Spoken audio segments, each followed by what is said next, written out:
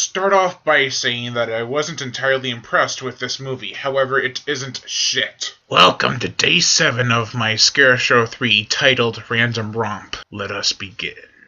The plot. A train breaks down in the middle of a wooded area. Soon, man-wolf-like creatures begin to stalk and pick off the passengers one by one.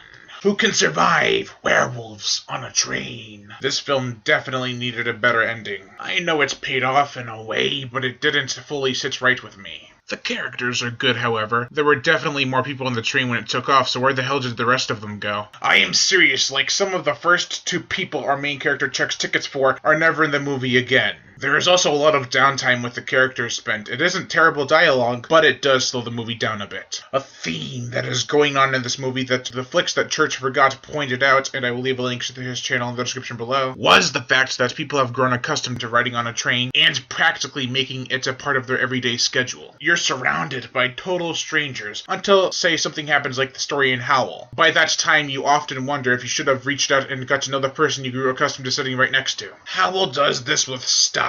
It could have made everyone out to be super nice and supportive from the get-go, but most of them don't even reach that stage until their situation becomes more and more dire, and they feel like they should have said goodbye to the person. They don't even know that person's name yet because so much has gone on. There's a scene in this movie that is pretty self-explanatory of that aspect. Now, when the movie is almost over, there are way too many survivors, and it seems like they had to dwindle down the surviving cast. So they quickly dispatched of a bunch of them, and it was noticeably a poor decision. And then, oh yeah, one character left. The howl for the beast itself is a mixed bag for me, but it definitely fits the design of the creature. What I mean by that is the werewolves are more human than wolf. Therefore, their howl sounds like an average person trying to do their best wolf howl impression. I did appreciate the makeup on the werewolves. The design is a sort of iffy story. At one point, they started to look like Bigfoot. They are also a bit too weak. If you could do some serious damage with a fire extinguisher on a man-wolf-like creature that is 2 feet taller than you, then either you're handcuffed or your opponent is very slow, because you're not getting any scratches. Well, he must be going like this.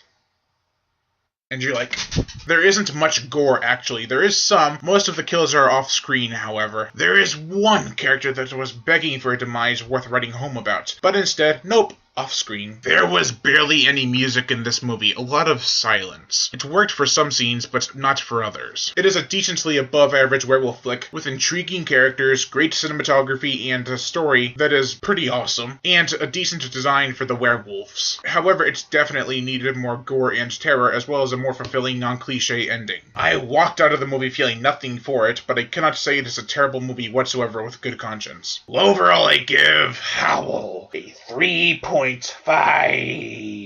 out of 5. When I first saw the trailer, I was all aboard for a fun, gory express ride into werewolf territory. What I got was satisfying enough, though. And if I were to pick one man to direct a Dog Soldiers sequel, it'd be Paul Height, whom directed this cool little thriller. I am Brian Gatto, host of Horror Show Movie Reviews. Make sure to like my Facebook page in the description below to leave comments and subscribe.